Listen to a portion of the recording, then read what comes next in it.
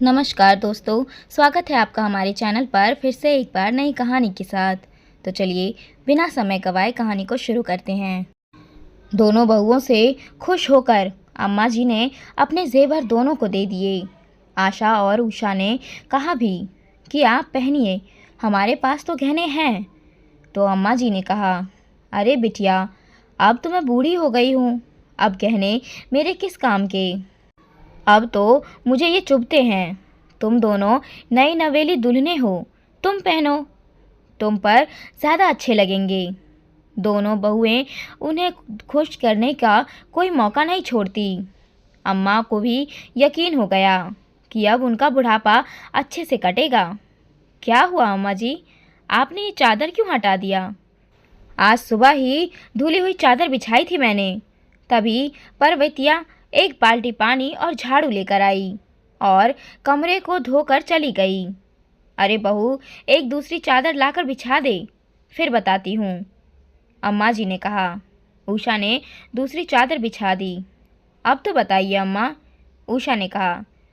ननकू का बेटा मेरे कमरे में घुस आया था और उसकी गेंद मेरे पलंग पर आ गिरी, इसीलिए कमरे की सफाई कर इसे शुद्ध करवाया। तुम लोगों से 1000 बार कहा कि काम करने वाले के बच्चों को घर के आसपास मत खेलने दो, ऊपर से ये अछूत हैं। कुछ महीने बाद अम्मा जी को यह भयानक बीमारी ने जकड़ लिया, सारे बदन में घाव हो गया। आशा ने तो महेश से कह दिया, मैं अम्मा के कमरे में नहीं जाऊंगी, कल से पर्वतिया ही उनका सारा काम करेगी। 1-2 दिन साफ सफाई करने के बाद पर्वतिया ने साफ मना कर दिया, मैं नहीं जाऊंगी अम्मा के कमरे में, मुझे घिन आती है। 2 दिन हो गए कमरे की सफाई किए हुए, कोई तैयार नहीं हो रहा था अम्मा की सेवा करने के लिए।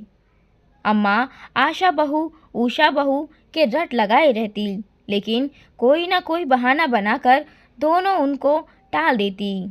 उषा ने बड़ी बहू आशा से कहा, दीदी, अब मुझसे अम्मा जी का कमरा साफ नहीं किया जाता, कितनी बदबू आती है। हाँ छोटी, तू ठीक कहती है, मैं सोच रही थी क्यों न ये बात रधिया से कहा जाए, वो बूढ़ों की सेवा करने के लिए ललायत रहती है।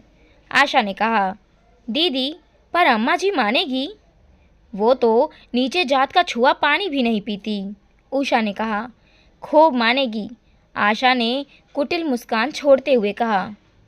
रधिया तलाकशुदा थी और बिल्कुल अकेली थी, लोगों के घर काम कर अपना गुजारा करती थी। दूसरे दिन दोनों बहुओं ने अम्मा जी के लंबी उम्र की कुशलता हेतु तीर्थ यात्रा के नाम पर निकली और अपने मायके पहुंच गई। 1-2 महीने ठाठ से गुजारी। इधर दूसरे दिन रधिया अम्मा के कमरे में गई। उसे देख अम्मा चिल्लाई, तू यहाँ?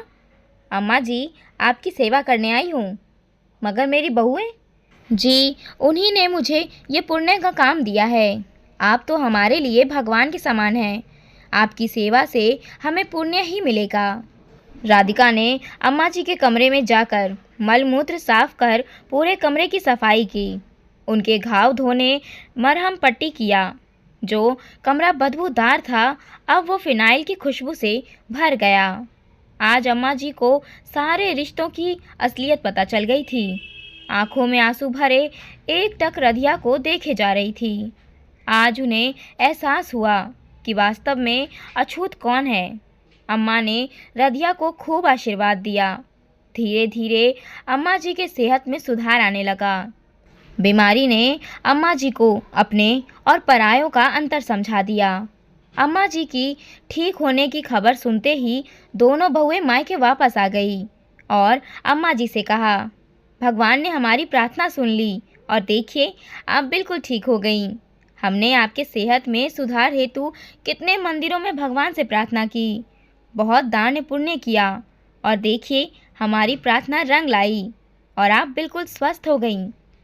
तभी वहाँ रधिया आई और अम्मा जी के कमरे की सफाई कर उनके लिए खाना बनाने लगी। अरे, तू यहाँ क्या कर रही है? अब अपने घर जा। अम्मा जी तेरे हाथ का खाना पीना नहीं कर सकती, आशा ने कहा। हाँ हाँ, दीदी ने सही कहा।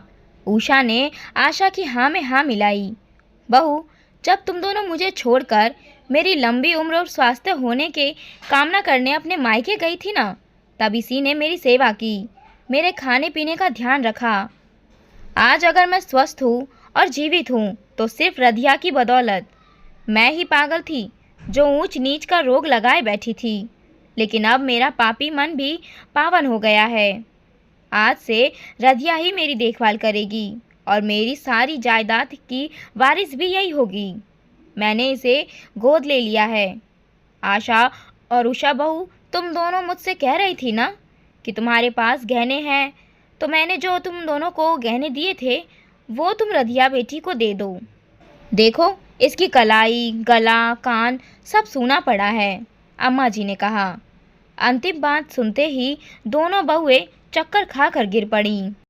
दोस्तों, व्यक्ति कर्म से महान होता है, जन्म या जात पात से नहीं।